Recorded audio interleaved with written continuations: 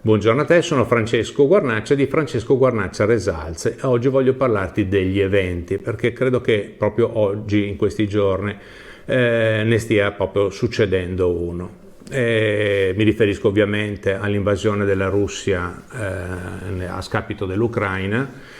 Naturalmente non voglio fare considerazioni di tipo politico. Dal punto di vista umano mi sento veramente molto triste che siamo in questa situazione, però voglio parlarti dal punto di vista degli investimenti. Ebbene, quello che stiamo per assistere probabilmente è un evento, cioè un evento è una situazione totalmente inaspettata o in gran parte inaspettata, come per farti un esempio è stato lo scoppio della pandemia nel 2020, in cui succede qualcosa, il cosiddetto cigno nero, che mette i mercati in situazione di fibrillazione. Perché succede questo? Perché è semplice, i mercati non amano l'incertezza, non amano gli imprevisti, preferiscono avere situazioni future grosso modo prevedibili e quindi quando succede qualcosa di questo tipo naturalmente rovina quelli che sono gli equilibri. Quello che sta succedendo è proprio un evento di questi tipi. Probabilmente andrà avanti anche nei prossimi giorni.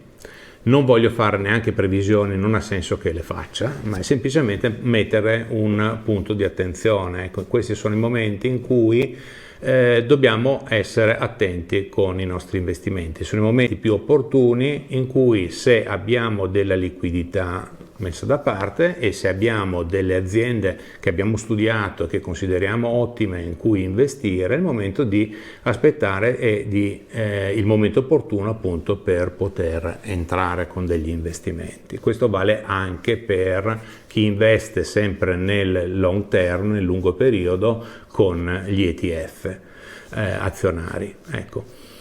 Quindi questi momenti ne parleremo magari più in dettaglio anche in un altro video in cui parlerò degli eventi appunto.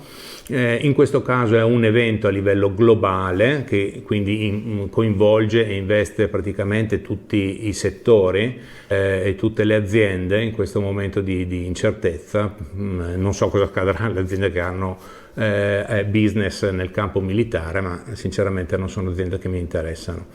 E quindi questo è un evento globale, mentre a volte e spesso succedono anche degli eventi localizzati, degli eventi che riguardano solamente un'azienda, che la mettono quindi nelle condizioni di non essere interessante per gli investitori che vendono appunto le quote di questa azienda, causando una riduzione del prezzo di mercato.